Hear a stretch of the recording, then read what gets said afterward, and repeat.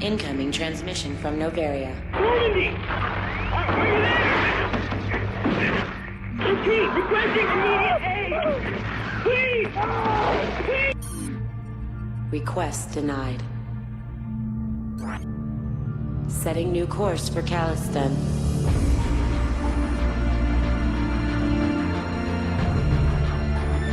Many decisions lie ahead. None of them easy.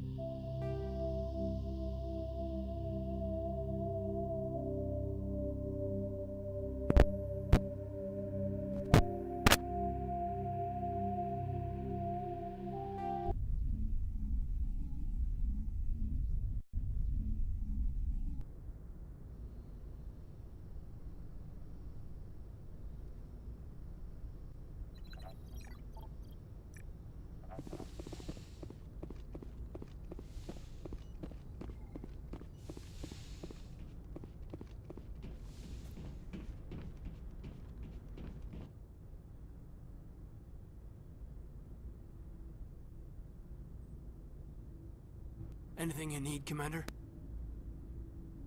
What's your opinion on the last mission? Dr. Tassoni.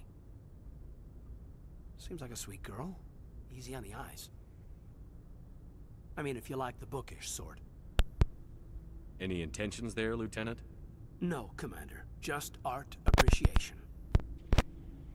Just trying to get a sense of where the crew's at. Thoughts?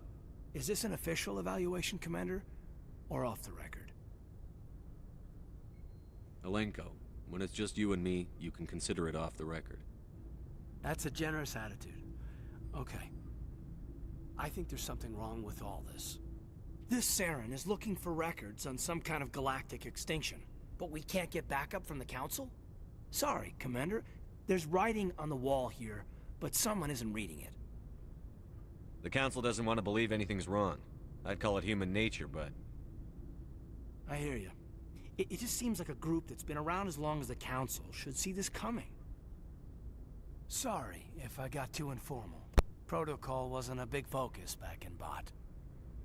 Tell me about it. Biotic acclimation and temperance didn't last past the airlock. To the kids they hauled in, it was brain camp. Sorry, hauled in is unkind. We were encouraged to commit to an evaluation of our abilities so an understanding of biotics could be compiled. There are worse results of accidental exposure to element zero in the womb. Beats the brain tumors some kids grew up with. Seems like you beat the odds. How many didn't make it? Out of 100, maybe 60 have no effect. 30 suffer adverse effects, little things like brain cancer. The other 10 show enough ability to augment with implants. Not always permanent, though. Not like the cancer. Next thing you know, you're out on Jump Zero. I mean, how's a kid supposed to deal with that? A station at the edge of human space. You know of any intentional exposures for certain? No one knows. Doesn't mean they didn't happen.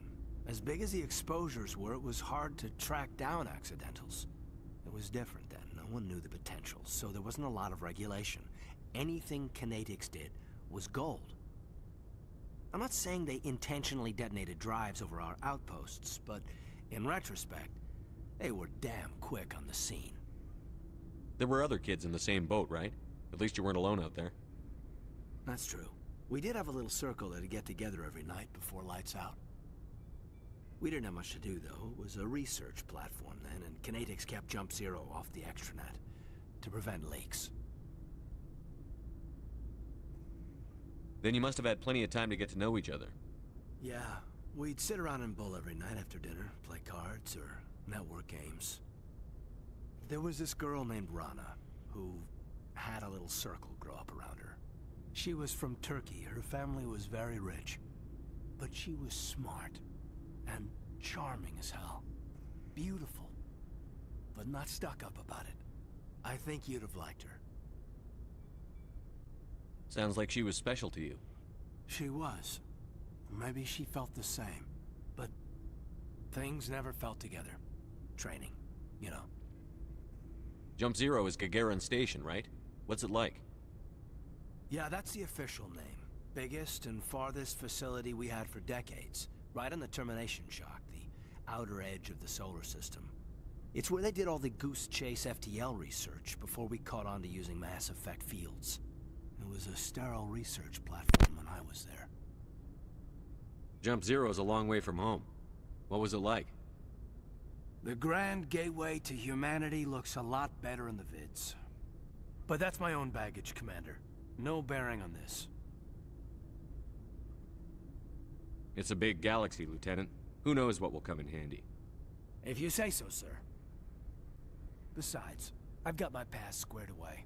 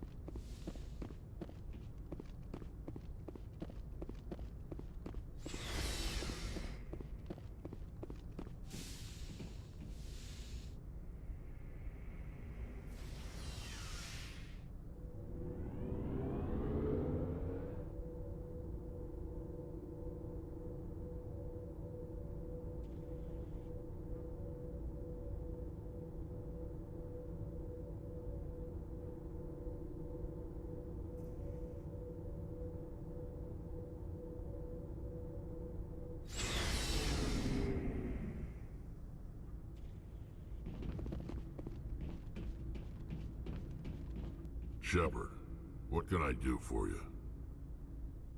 What's your story, Rex? There's no story. Go ask the Quarian if you want stories.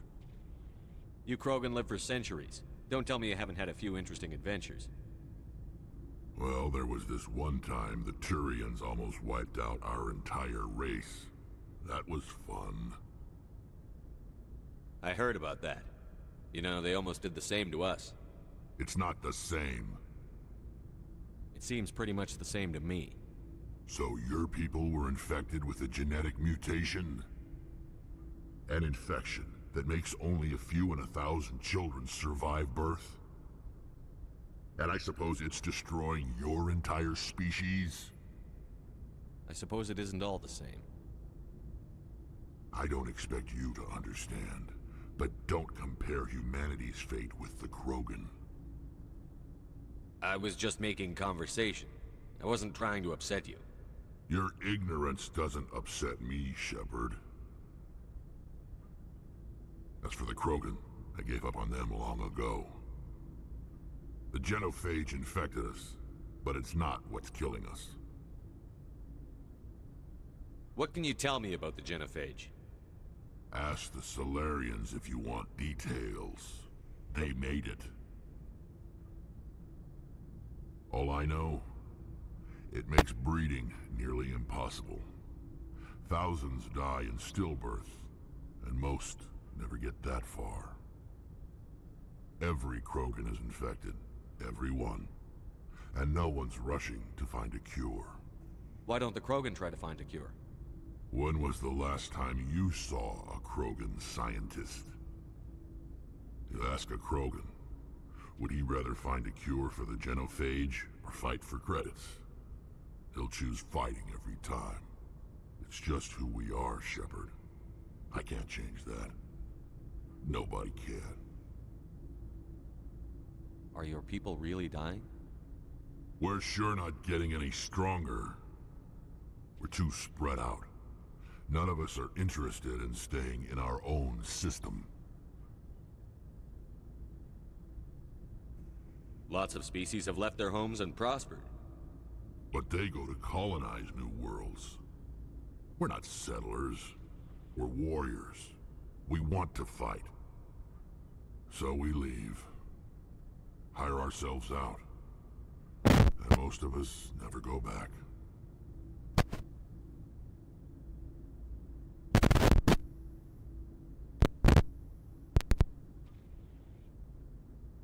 So long, Rex.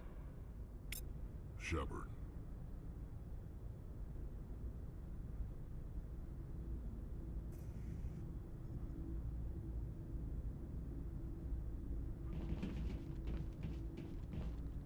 Commander, you have a minute to talk?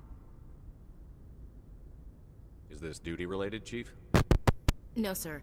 Well, maybe. I know things are different aboard the Normandy, but, I'm concerned about the aliens, Vicarian and Rex. With all due respect, Commander, should they have full access to the ship? You don't trust their motives because they're not human. This is the most advanced ship in the Alliance Navy. I don't think we should give them free rein to poke around the vital systems. Engines, sensors, weapons. That's enough, Chief. You always second-guess your superiors? Sir! No, sir. I'm sorry, I was out of line. I'll get back to my duties, Commander. Commander? What's your opinion on the last mission? Not sure I buy Dr. Tassoni's story about her and her mom not talking. They're family, right?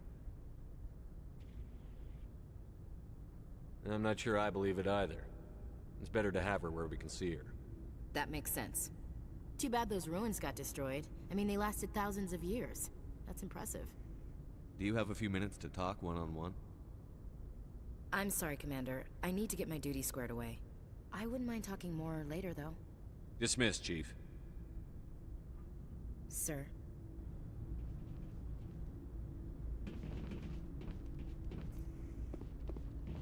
Commander, nice work out there. I knew working with a Spectre would be better than life at CSEC. Have you worked with a Spectre before? Well, no, but I know what they're like. Spectres make their own rules. You're free to handle things your way. At CSEC, you're buried by rules. The damn bureaucrats are always on your back. For the most part, the rules are there for a reason. Maybe. But sometimes it feels like the rules are only there to stop me from doing my work. If I'm trying to take down a suspect, it shouldn't matter how I do it, as long as I do it. But CSEC wants it done their way. Protocol and procedure come first. That's why I left. So you just quit because you didn't like the way they do things? There's more to it than that. It didn't start out bad, but as I rose in ranks, I got saddled with more and more red tape. CSEC's handling of Saren was typical. I just couldn't take it anymore. I hate leaving. It's not the end of the world. You'll have tougher decisions soon enough. Yeah, I suppose you're right. Either way, I plan to make the most of this. And without CSEC headquarters looking over my shoulder, well, maybe I can get the job done my way for a change. If getting the job done means endangering innocent people, then no. We get the job done right, not fast. Got it? I wasn't trying to... I understand, Commander. Commander, how are you? Why did you want to be a CSEC officer in the first place? That's a good question. There were several reasons, I guess. Like what? Probably the same as most officers. I wanted to fight injustice, wanted to help people. I guess my father had something to do with it, too. He was CSEC, one of the best. I grew up hearing about his accomplishments or seeing his picture on the vids after a big arrest. He's taking my resignation pretty hard. He's not impressed that you're going after Saren? My father's a CSEC man to the bone. Do things right or don't do them at all, he says. He thinks I'm being too rash, too impatient. He's worried I'll become just like Saren. He actually talked me out of becoming a Spectre when I was younger, for the same reasons. You were asked to be a Spectre? Well, I was targeted as a possible Spectre candidate. Me and about 1,000 other Turian military recruits. I could have received special training, but my father didn't like it. He despises the Spectres. He hates the idea of someone having unlimited power with no accountability. He wouldn't like you, Commander. No offense. I suppose I can understand his concern. You can. But Saren's not going to play by our rules, CSEC's rules. If you want to nail Saren, you need to send someone who isn't restricted by policies and procedures. Just because you can break the rules doesn't mean you should. I don't need to stoop to Saren's level to stop him. And neither do you, Garrus. I see what you mean, but I'll think about it. Thanks, Commander. Commander, good to see you.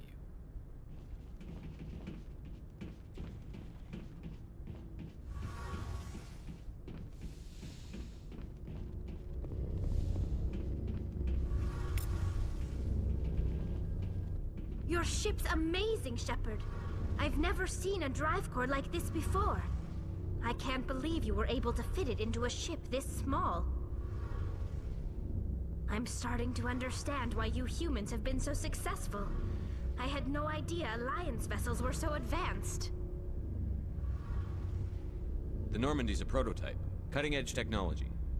A month ago, I was patching a makeshift fuel line into a converted tug ship in the flotilla. Now, I'm sitting on board one of the most advanced vessels in Citadel space. I have to thank you again for bringing me along. Traveling on a vessel like this is a dream come true for me. I had no idea you found ship technology so interesting. It comes with being a Quarian. The migrant fleet is the key to the survival of my people. Ships are our most valuable resource. But we don't have anything like this. We make do with cast-offs and second-hand equipment. We just try to keep them running for as long as we can. Some of the fleet's larger vessels date all the way back to our original flight from the Geth. I can't believe your fleet's still using ships that are 3 centuries old. They're constantly being repaired, modified, and refitted. They aren't pretty, but they work. Mostly. We've tried to make ourselves as independent as possible on the flotilla. Grow our own food, mine and process our own fuel. But some things we just can't make on our own. A patch to maintain the hull integrity requires raw materials we just don't have. That's why our pilgrimages are so important. I want to know more about the pilgrimage. When my people reach maturity, we leave our birth ships and seek acceptance with a new crew. It's necessary to maintain genetic diversity among the fleet. But no ship wants to accept someone who will be a burden on them. So, to prove our worth, we embark on a pilgrimage. We set out alone, leaving the flotilla and our families behind us. We only return once we have found something of value we can bring back to the fleet. This is presented as a gift to the captain of the respective ship we wish to join. If the gift is accepted, we are welcomed into the crew. I can't believe they just send you off alone. It's not like they just cast us out. Before we leave, we are given lessons in how to survive outside the flotilla, and given gifts to help us on our journey. We also receive implants to fight off sickness and disease. Generations of living in an isolated and highly controlled environment have left our immune systems weaker than most. By the time we leave the fleet, we are well equipped for the pilgrimage. This is a rite of passage for all Quarians. If it were dangerous, our numbers would suffer. Virtually every pilgrimage ends with a triumphant return and the ritual presentation of the gift to one of the fleet's captains.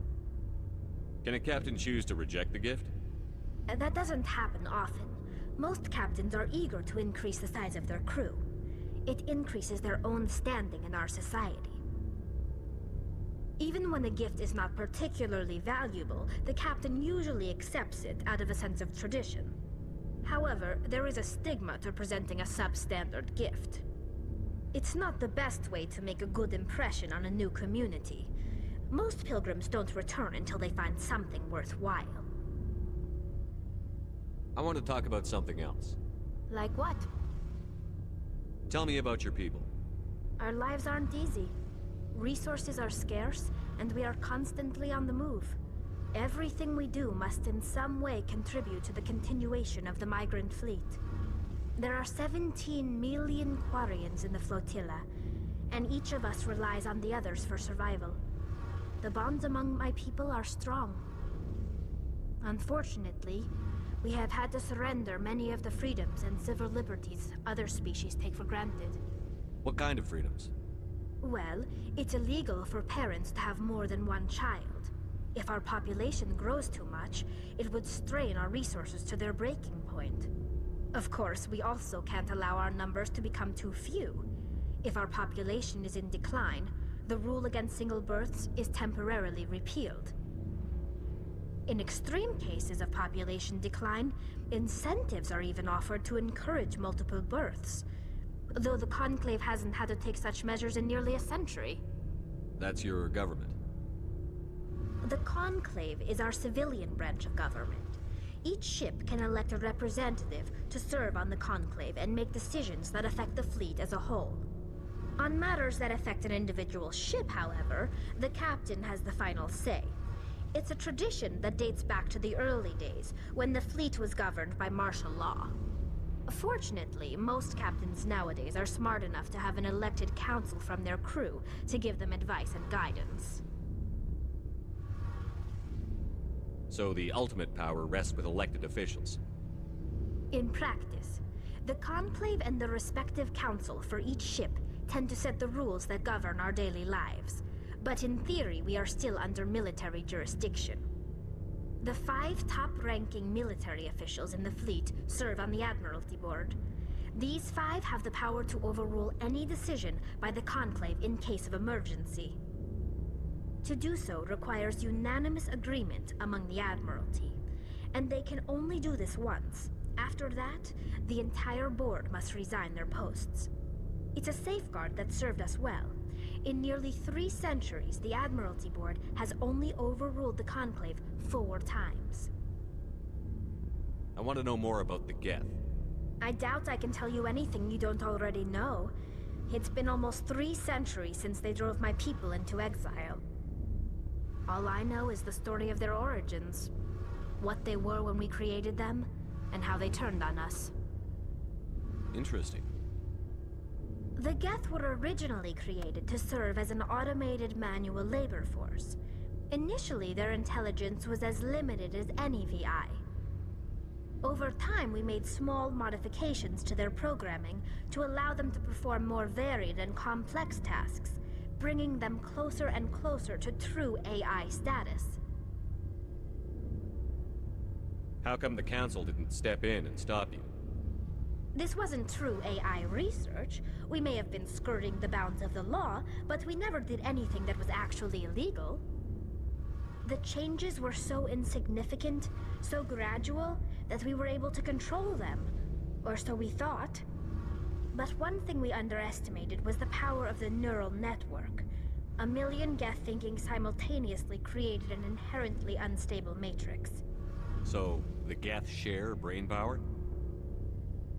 Many of the Geth's logic systems were designed to work in concert with other nearby Geth. Basically, the more of them you have in the group, the smarter they are. So there's some sort of group consciousness? No, nothing like that.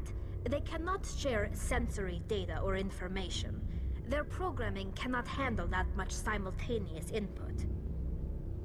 Each Geth maintains an individual awareness and identity. The neural network only operates on a process-based level. It's basically the synthetic equivalent of a subconscious. But when they're in close proximity, they can coordinate low-level functional processes, freeing up more capacity for original or independent thought. That doesn't make any sense. I'm probably oversimplifying. The Geth are incredibly advanced and complex creations. All you need to know is that they get smarter when they gather in large numbers. As we built more and more Geth, their effective intelligence became more sophisticated, more abstract. One day, a Geth began to ask its Quarian overseer questions about the nature of its existence. Am I alive? Why am I here? What is my purpose? As you can imagine, this caused a near panic among my people.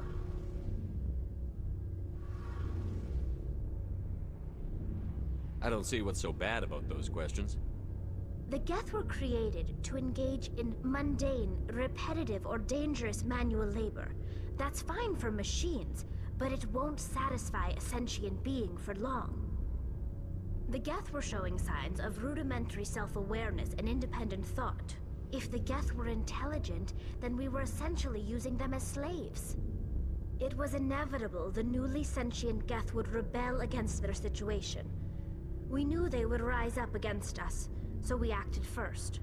A general order went out across all Quarian-controlled systems to permanently deactivate all Geth. The Geth responded to this order violently. You didn't really think they'd just let you destroy them without a fight, did you? The hope was that most of the Geth would still be little more than machines, incapable of organized resistance. But they had progressed much further than anyone anticipated. The war was long and bloody. Millions upon millions of Quarians died at their hands. In the end, we were forced to flee our own homeworld. We feared the Geth would pursue us, but they never came beyond the Veil. Now we drift through space, exile searching for a way to reclaim what was once ours. It's hard to feel sorry for you. Your ancestors tried to wipe out another species. We made a mistake when we created the Geth in the first place.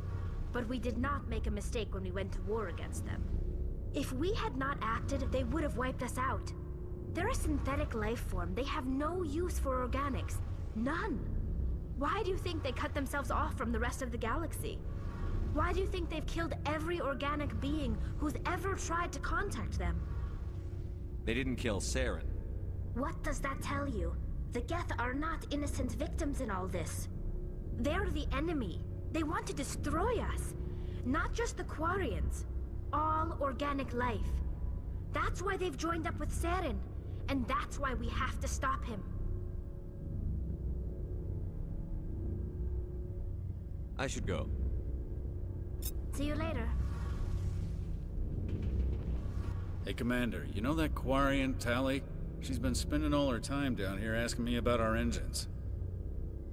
I'll tell her to leave you alone. What? No, she's amazing. I wish my guys were half as smart as she is. Give her a month on board and she'll know more about our engines than I do.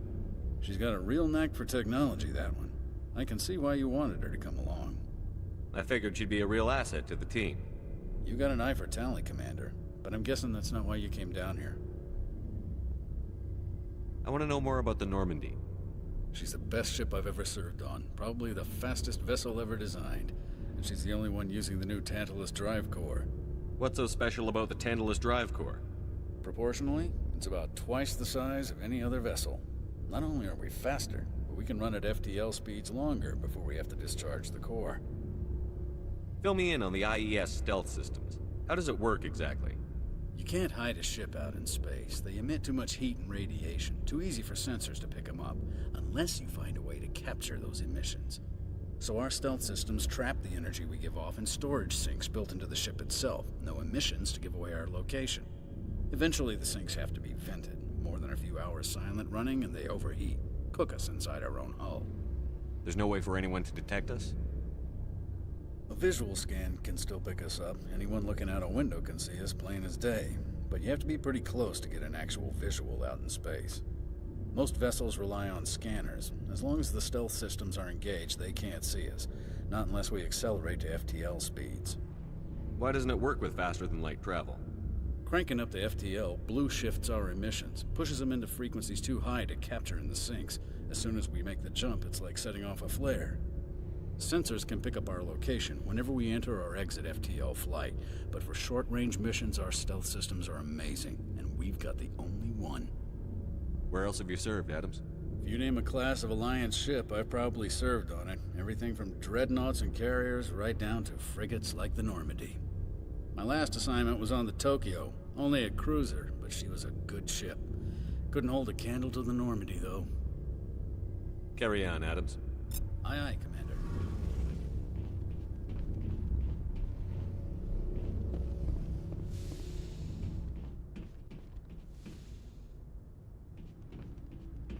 Looking for supplies? Let's see what you've got. You bet, Commander.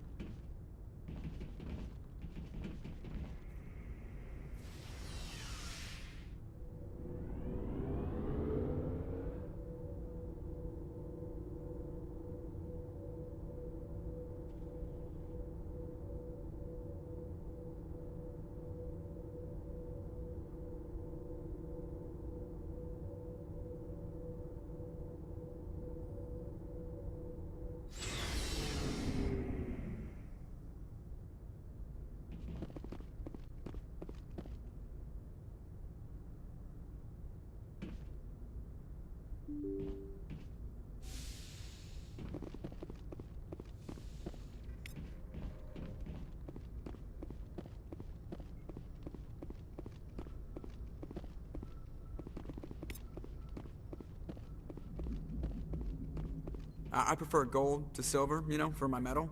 I figured you'd recommend me for one since I, pulled your boots out of the fire. If we present you with a medal, you'll end up sitting on stage listening to politicians make speeches for a couple of hours. Fun, fun. That's a good point. They'd probably make me shave, too. I spent the last 7 weeks working on this baby. No medal's worth that. So, Commander, why don't you tell me why you're really here? How's the Normandy performing? Is she everything they said she'd be? She's the best ship in the fleet, if you've got a pilot who knows how to handle her. Balance isn't what you'd expect. Takes a while to get used to that oversized drive core we got stuffed in the back, and her power can sneak up on you if you're not careful. The Normandy's probably too much ship for your average Alliance pilot, Commander. Lucky for you, I'm anything but average. I like to know my crew. Mind if I ask you a few questions? I can see where this is going. You did a background check on me, didn't you? Well, I'll tell you the same thing I told the captain. You want me as your pilot. I'm not good.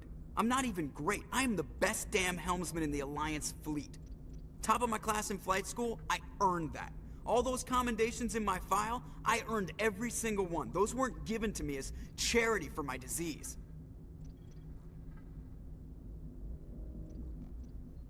What are you talking about? Are you sick? You mean you didn't know? Oh, crap. Okay, I've got Vrolik syndrome, brittle bone disease. The bones in my legs never develop properly. They're basically hollow, too much force and they'll shatter.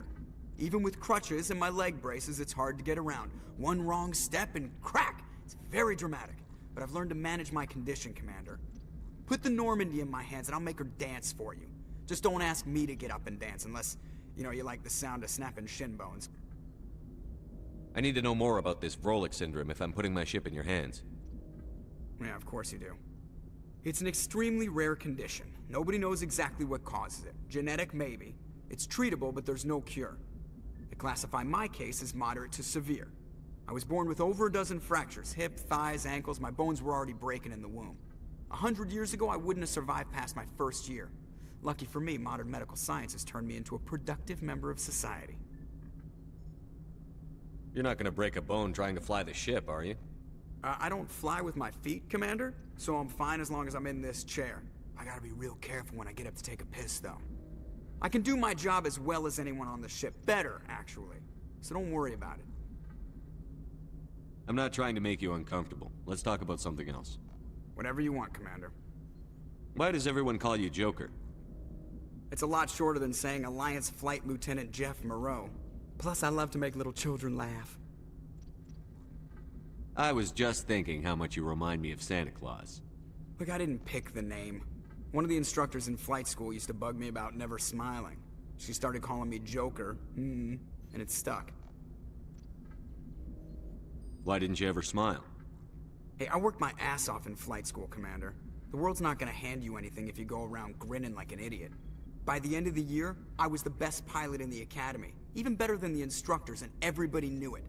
They'd all got their asses kicked by the sickly kid with the creaky little legs. One guess who was smiling at graduation? How'd you end up joining the Alliance? Look, if you're looking for an inspirational tale of the crippled kid overcoming impossible odds, you're gonna be disappointed. My mother was a civilian contractor working for the Alliance. I basically grew up on the Arcturus station back when they were building up the fleets. Spend all that time around Alliance ships, there's a good chance you'll end up going to the Academy. How's the Normandy performing? Is she ever? She's the best ship in the balance. The Normandy's probably too much ship for your average Alliance pilot, Commander. Lucky for you, I'm anything but average. I have to go. All right, see ya.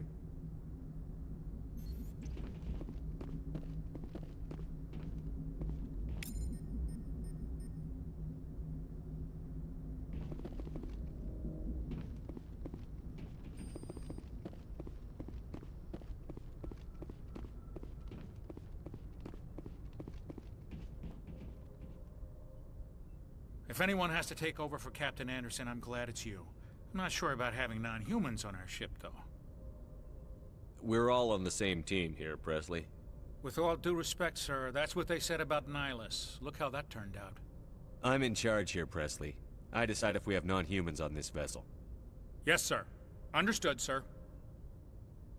Speak freely, Presley. I want to know if you have a problem with non-humans. It's not that, Commander. Humanity has always handled its own problems. Saren attacked one of our colonies. We should be the ones to stop him. We don't need their help. Some people think asking for help is a sign of weakness. That's just being stupid and stubborn. No matter how strong you are, allies can make you stronger. I guess so. Maybe I'm just stuck in the old ways of thinking. But don't worry, Commander. This won't be a problem. How did you end up assigned to the Normandy? I signed up with the Alliance as a navigator right out of school. Following in my grandfather's footsteps, I guess. My first posting was on the Agincourt. We were at Elysium during the Skillian Blitz. A massive fleet of alien raiders hit the colony, trying to wipe it out. They had the numbers, but their ships were no match for an Alliance frigate. It was a slaughter. We couldn't even keep track of how many ships they lost. How'd you end up on the Normandy? I got my officer's commission after Elysium. Must have made an impression on the right people. Captain asked for me when he was picking his crew. Carry on, Presley. Yes, sir.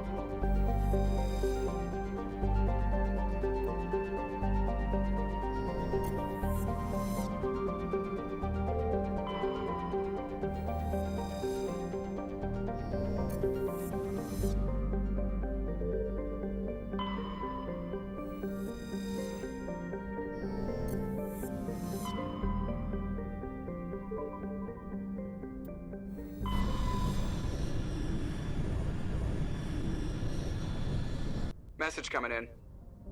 Patching it through. Commander Shepard, my name is Nasana Dantius. I have a job for you. I can't say any more in an unsecured communication. If you're interested in hearing my offer, meet me on the Citadel so we can talk in person. I'll be waiting in the Diplomat's Lounge on the Presidium.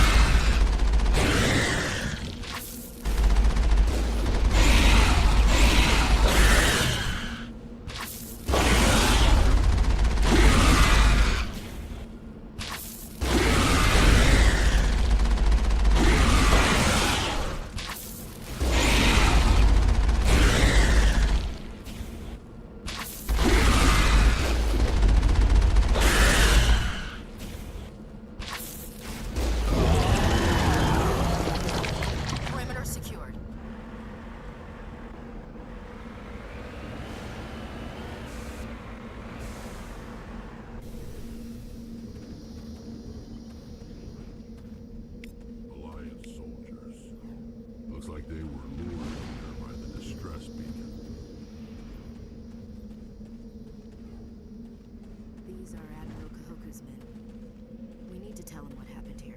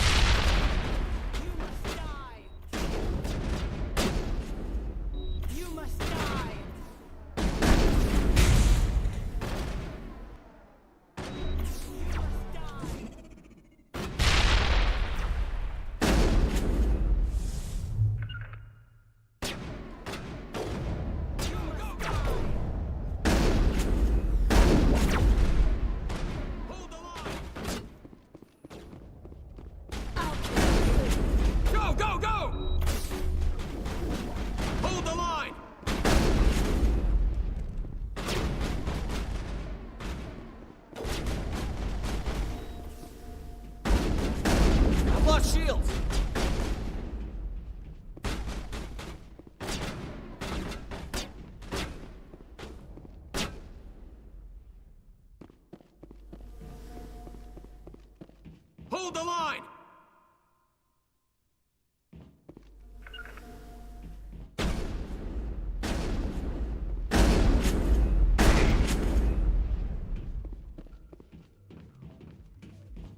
On my way.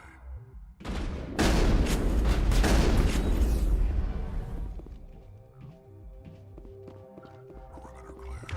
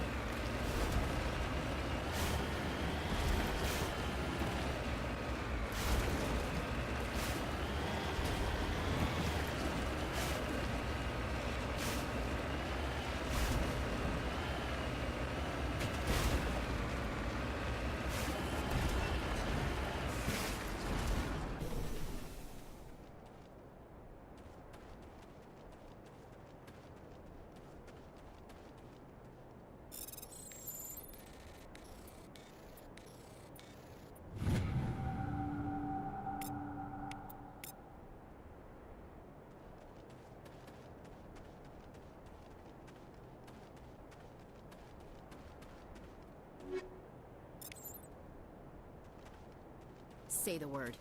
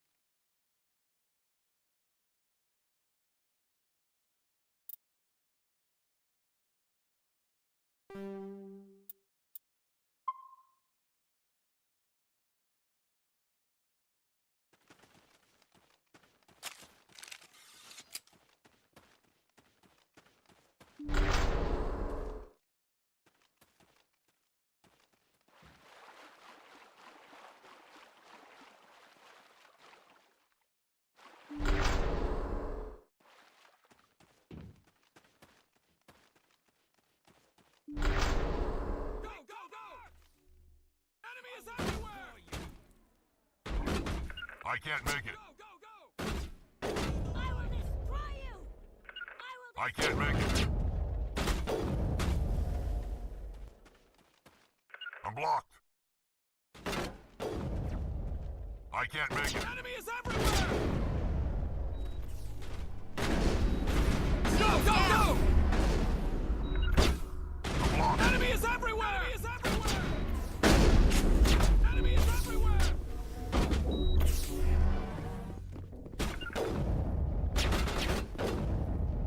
Hold the line!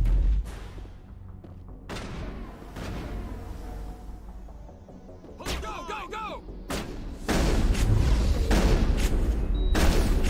Go, go, go! Down.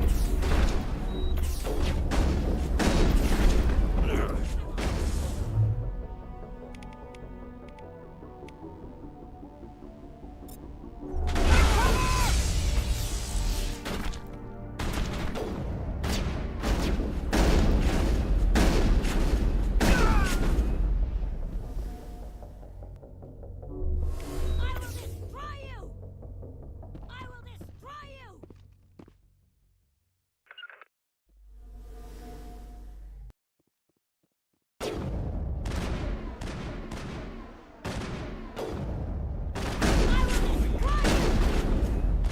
Shield's disabled.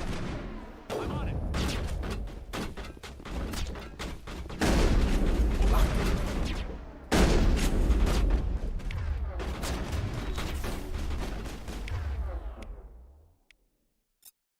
I'm on it.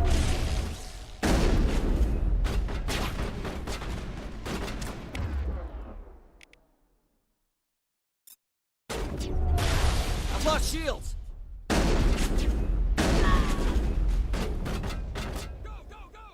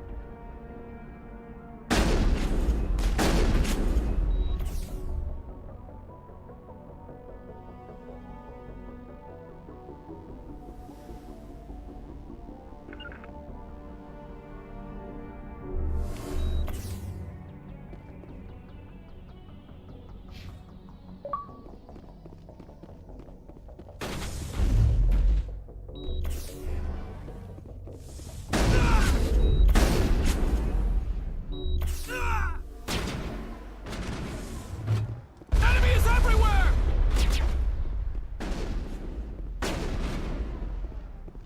Shield's disabled. Look out! Shield's disabled.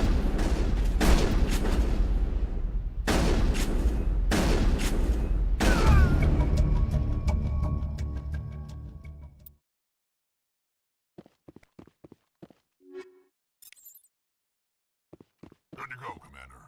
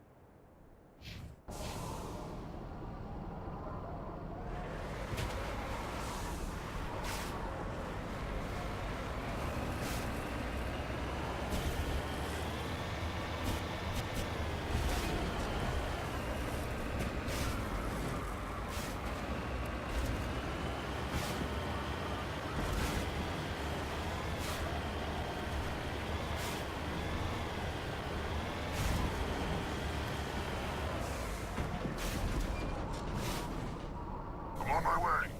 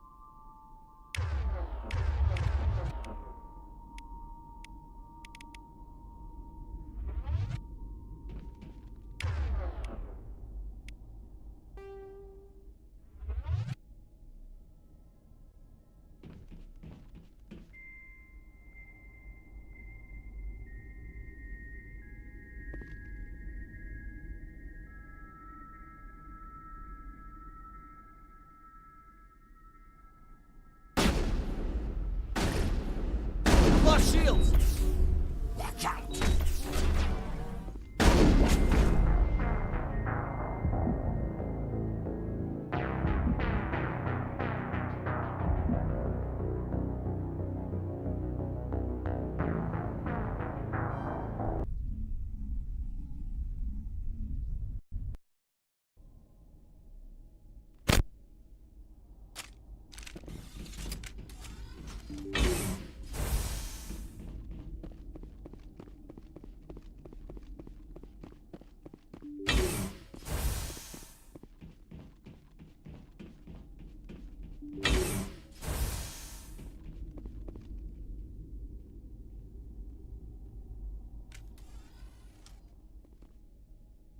Watch out! Watch out!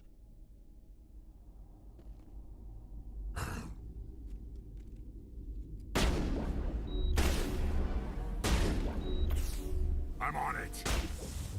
I'm on it!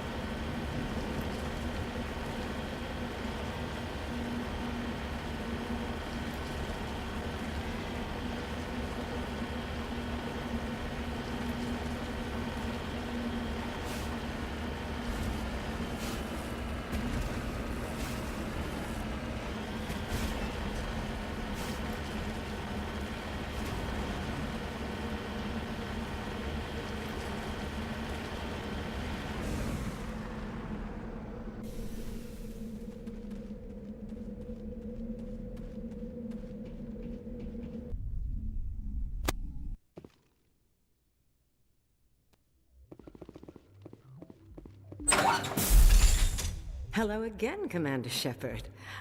I owe you a debt of gratitude. With my former partners dead, this syndicate is now mine. I could not have done it without you. Those men deserve to die. Now, are we going to have a problem? Not if I can help it, Commander. I hope you can see that I am by far a lesser evil than those men. Under my leadership, this organization will restrict itself to gambling and smuggling illegal technologies. There will be no drugs and no slave-taking for the Batarians. Those days are over.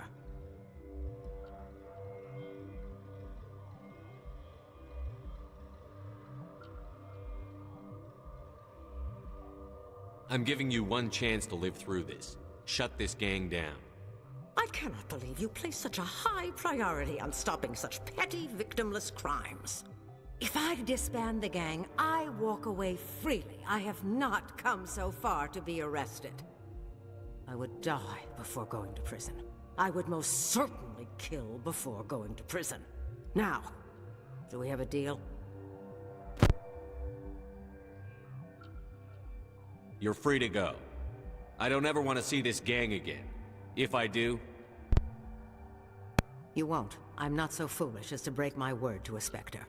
Now, if you'll excuse me, my men become nervous in the presence of law enforcement agents. Goodbye, Shepard.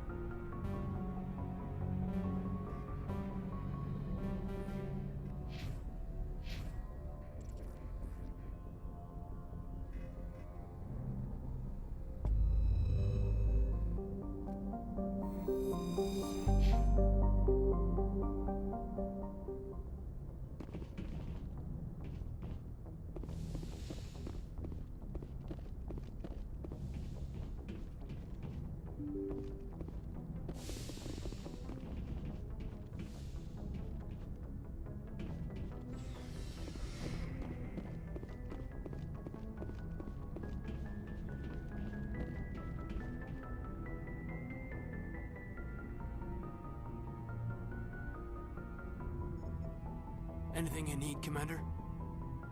Just trying to get a sense of where the crew's at. Thoughts? Well, they know about the stonewalling you've had from the Council.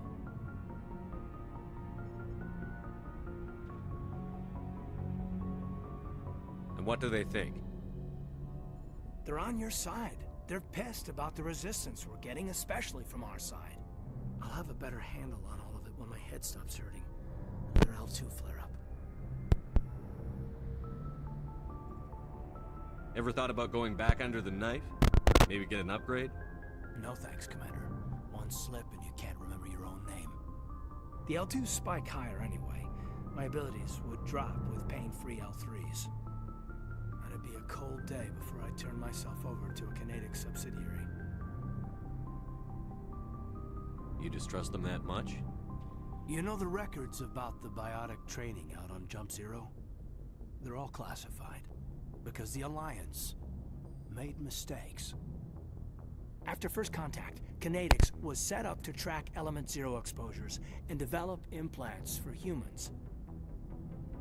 Once we had an embassy on the Citadel, Kinetics could bring in experts instead of taking it slow. Get your knuckles rapped a few times, Lieutenant? Yeah, you could say that. Our instructor was a Turian by the name of Commander Vernus. A real hard-ass. He basically had a free pass to break us if it would turn out a decent biotic. Kind of spiraled from there, Commander.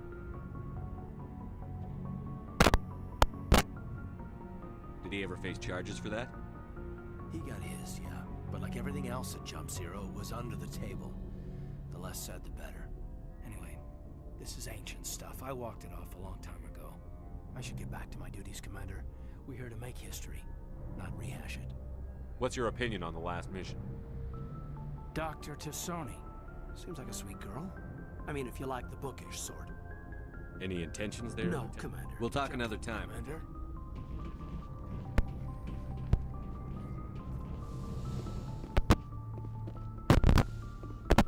Yes, Commander? Is there something you need? How well do you know the Lieutenant? I'd never worked with him. Tends to keep to himself, though. Maybe because of the headaches. It's not easy being I should go. Goodbye, Commander.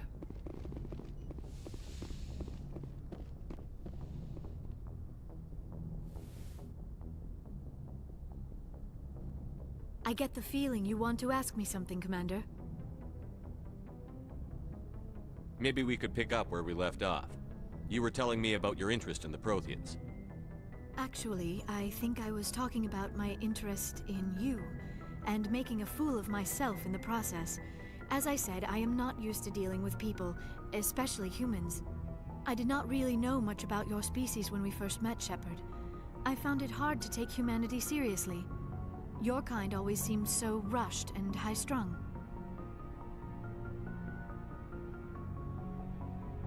We don't have the luxury of time. An Asari can live for 1,000 years. We're lucky if we hit 150. That is true. At first I thought that was a weakness of your species.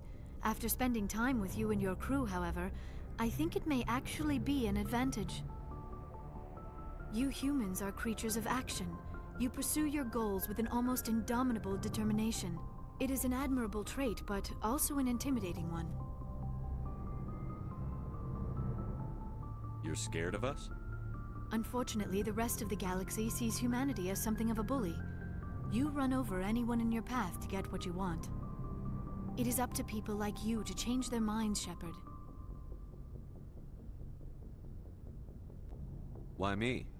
There is a reason the Council chose you to become a Spectre. They saw something special in you. The best of what humanity has to offer. I looked into your history.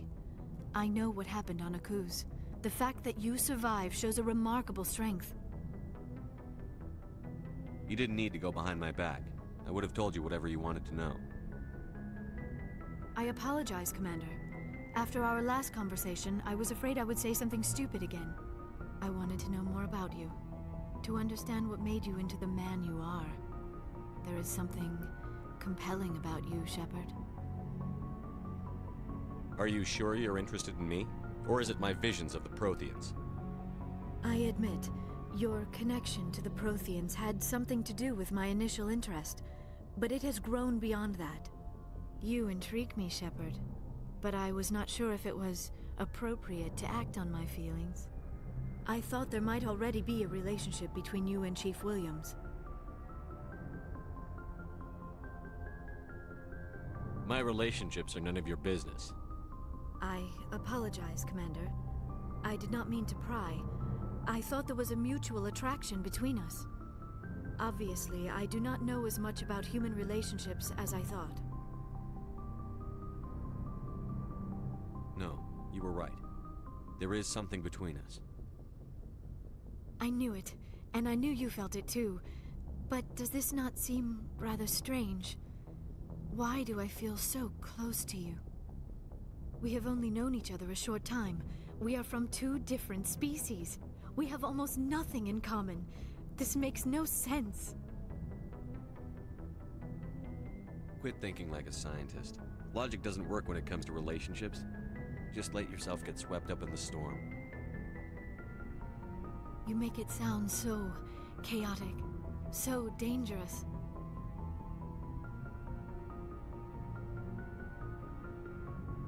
Don't tell me a little danger puts you off. This is all a bit overwhelming. I am not used to this. You. I need some time.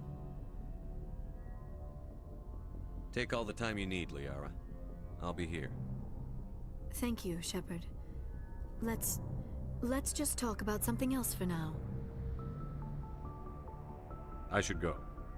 Goodbye, Shepard.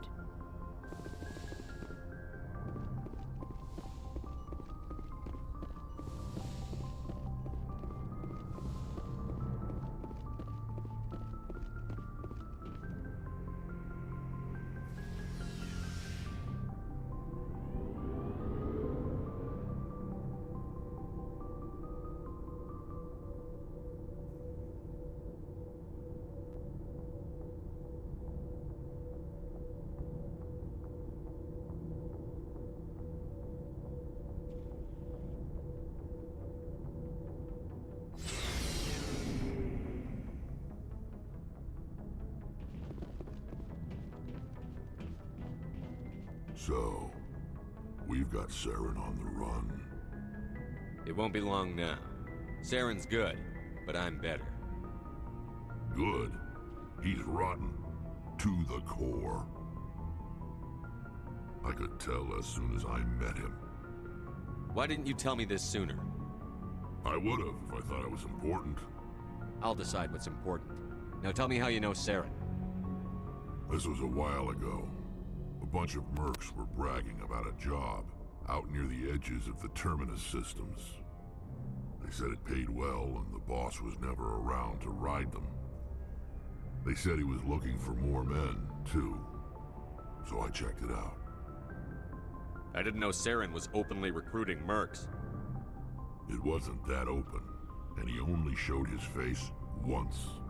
We'd been raiding ships in the area for months when we took out this massive cargo freighter. Our biggest haul yet. I was on board checking bodies for valuables, looking for some extra credits.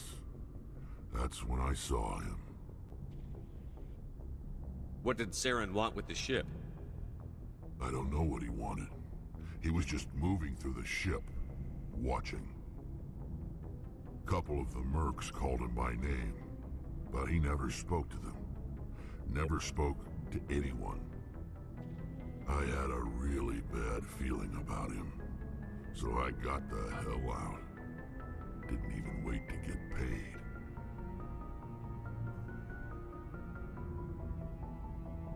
Whose ship was it? There was a Volus trading vessel. Big one. Lots of guards. But they were no match for us. What kind of cargo was the freighter carrying? What was Saren after? I don't know. All I saw on that ship was food and medical supplies. There were some basic weapons, but nothing big. If there was anything of value on that ship, I didn't see it. That's why I didn't mention it sooner. That's the only time you saw him? Yeah. Didn't even know who he was. Still wouldn't if I hadn't joined up with you. But my instincts were right. Every other merc on that mission turned up dead within a week. Every damn one. So long, Rex. Shepard. Commander? What's your opinion on the last mission? Not sure I buy Dr. Tassoni's story about her and her mom not talking. They're family, right? I'm not sure I believe it either. That makes sense. Too bad those ruins got destroyed. I mean, they lasted thousands of years. That's impressive. Do you have a few minutes to talk one-on-one? Sure. I was just watching some mail from home. Oh, before I go, we saw Caden in a news vid about the Normandy. He's cute. Later, sis. Let's pretend this never happened. Are you interested in the Lieutenant Chief? Of course not, sir. Fraternization is against regulations.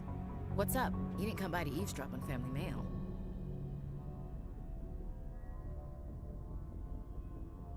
Your family seems to be important to you. Yeah, we've always been close. Me and my sisters especially. With Dad on duty so much, I had to help Mom raise them. Did your father serve with the fleet? Yeah, took any crap posting he could get that offered space time. You know what? He worked his ass off trying to get recognized, but he never made it above serviceman 3rd class. He was real proud when I met Chief. First thing he did was salute. What about your mother? You haven't mentioned her. You must know what military wives are like. Strong because they have to be, able to raise kids while Dad's away on a 6-month cruise. She has a degree in planetary geology. She and Dad both wanted to see new worlds. She gave up her career to raise us, though. You have more than one sister? Sounds like a big family. Yeah, I'm the oldest, then Abby, then Lynn. Sarah's the youngest. She's still in high school. With 4 girls, Dad used to say he felt more outnumbered at home than on maneuvers. Where did you grow up? All over. We transferred a half a dozen times before I finished grade school. You go where personnel command sends you, right? I guess that's why I'm so tight with my sisters. We'd have to leave all our friends every 2 or 3 years. After helping raise them, your sisters still talk to you? Amazing. Things were tense between Sarah and me for a while. Then we bonded. Sounds like a story. Feel like sharing? Sarah got herself a boyfriend who wanted to go faster than she did, Mike. I didn't think he was a bad kid, just pushy. Lynn would send me these worried vid mails, and I'd tell her to relax. Where were you when this was going on? I was on active duty. Sarah's graduating high school this year. This was only a couple of years back. They were on Amaterasu. At the time, I was assigned to Chernobog. Same cluster, but a dozen LY away.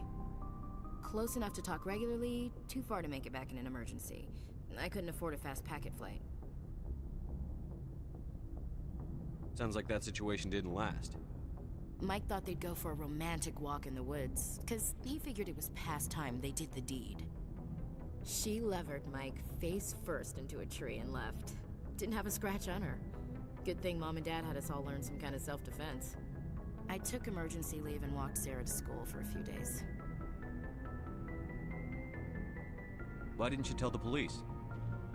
She said it wouldn't solve the real problem, and she and Mike would both become household names. It was a small colony. I said it was her call to make, that we should let her do it her way.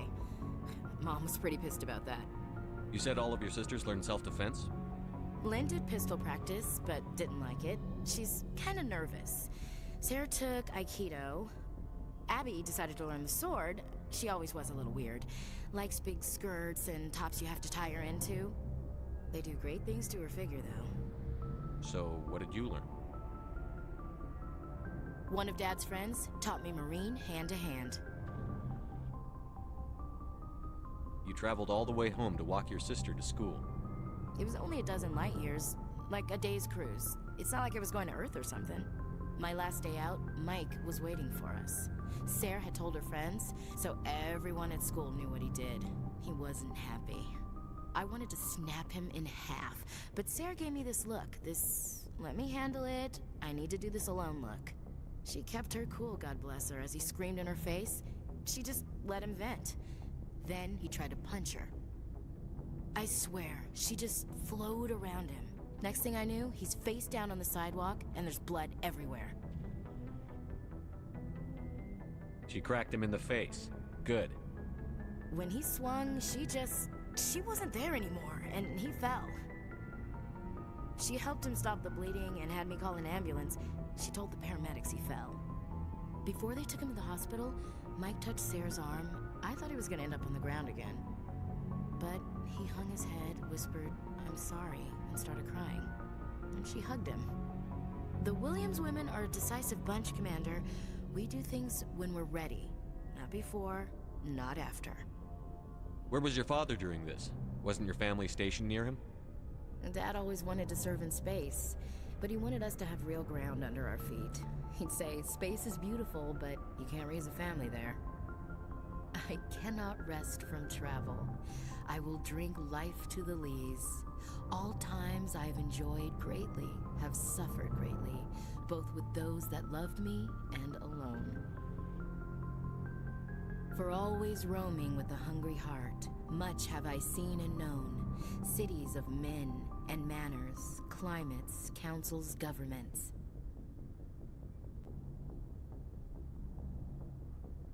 I didn't know you liked classical literature. Ulysses was my dad's favorite poem. Every time he shipped out, he recorded me reading it. He had a dozen versions when he retired. Does he still like it? I sure hope so. I read it to his grave every time I go home. Dad passed on a few years back. He's probably still watching, though.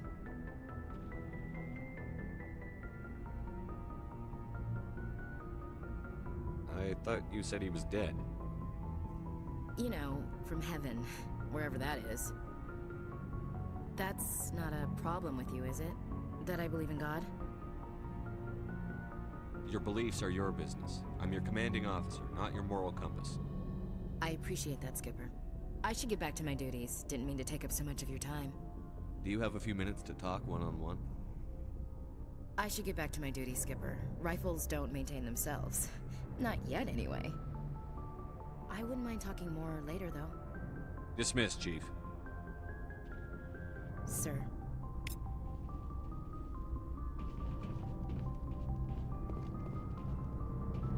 Commander, good to see you. You've been with CSEC a while. Have you seen much action? Well, not as much as you, but yeah, I've seen some interesting things. I'll bet you have. Anything in particular that stands out? I remember this Solarian geneticist I was sent to investigate. That case was a bit disturbing. What happened? Why were you investigating them? I was tasked with tracking black market trade on the Citadel. Most of it harmless, nothing I needed to pursue. But during the course of my investigation, I noticed an increase in the trade of body parts, organs mostly. We usually get a few of those, but not the numbers I was seeing. We weren't sure if there was a new black market lab or if some freak was harvesting organs from citizens. You've seen this before on the Citadel? Every so often, some lab sells unwanted parts through the black market, but they're not as bad as the psychos. I remember this one L-Corps diplomat we caught in my first year on the job. He was hacking people up and selling their organs, had the station in a bit of a panic. But this case wasn't that clear-cut. Turns out there was more going on than we first realized. So how did you figure out what was happening? First, we got a hold of a sample and ran DNA tests.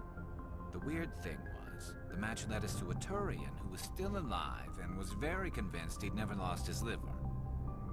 After a bit of digging, I discovered this Turian worked briefly for Dr. Salion, the geneticist. So I went to his lab hoping to find evidence of cloned organ development, but there was nothing. No Solarian hearts, no Turian livers, not one Krogan testicle. You're kidding, right? Why would anyone want Krogan testicles? Some Krogan believe that testicle transplants can increase their virility, counteract the effects of the genophage. It doesn't work, but that doesn't stop them from buying. They'll pay up to 10,000 credits each. That's 40,000 for a full set. Somebody's making a killing out there. What did you do about the geneticist? I brought in some of his employees for interrogation, to see if I could get them to talk. While I was interviewing one of them, I came across something suspicious. You mean threaten? Was that really necessary? Maybe, maybe not. Either way, it paid off. One of my detainees started bleeding profusely during the interview. We offered to patch him up and he got frantic, freaked out. I ordered a full exam to find out what was going on. Our medics found incisions all over his body, some of them fresh. That was our big break. These people weren't just Dr. Salion's employees. They were test tubes. Walking, living test tubes. He was growing parts inside these people? Exactly. He cloned their organs right inside their own bodies. Then he harvested them and sold them off. Most of the victims were poor. He'd pay them each a small percentage of the sales, but only if the organs were good. Sometimes an organ wouldn't grow properly, so he'd just leave it in them. Most of them were a mess, but only on the inside, hidden so nobody could see it. I hope he got what he deserved. That's the worst part. We never caught him. Why not?